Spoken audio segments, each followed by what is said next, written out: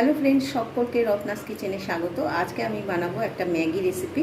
তো আসুন আমি কি কি জিনিস নিয়েছি একটু অন্যরকমভাবে বানাবো, আর যে কী কী ইনগ্রিডিয়েন্টস নিয়েছি সেটা আমি বলে নিই। প্রথমেই বলি, এটা জল লাগবে। জল তো আমরা সকলেই দিই ম্যাগি বয়েল করার জন্য।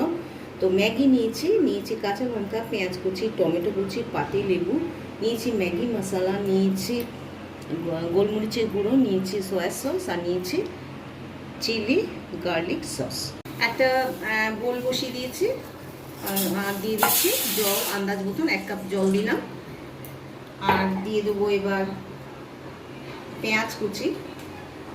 আমি এখানে তেলটাকে একদম স্বাস্থ্যসম্মতভাবে যেটুকু ম্যাগি মশলার মধ্যে তেল আছে সেটুকুই কিন্তু আমি ইউজ করছি, আর এছাড়া কিন্তু কোনো তেল এখানে ইউজ করছি না।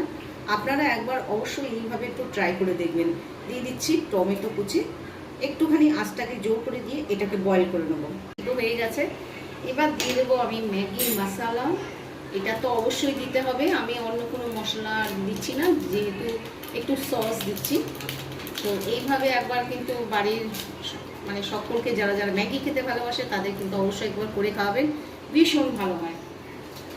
এটাকে একটু আস্তা জোর করে দিয়ে ম্যাগি মশলাটা যাতে ফুটে ওঠে, মশলাটা ফুটে উঠেছে। এবার দিয়ে দিচ্ছি ম্যাগিটা একটু ভেঙে দিচ্ছি।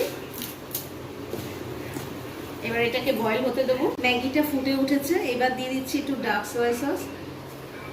ভীষণ টেস্টি হয়, এইভাবে অবশ্যই একবার বন্ধুরা একবার বানিয়ে দেখবেন, ভীষণ ভালো হয়, ভীষণ মানে বলার মতন না। যদি না বানিয়ে থাকেন অবশ্যই একবার ট্রাই করবেন, আর কমেন্টস করে কিন্তু জানাবেন। তো এটা হয়ে যাক। এবার দিয়ে দিচ্ছি কাঁচা লঙ্কা কুচি। ঝালটা আপনাদের স্বাদ অনুসারে অবশ্যই দেবেন। তো এটাকে ম্যাগিটাকে একটু ফুটতে দিতে হবে।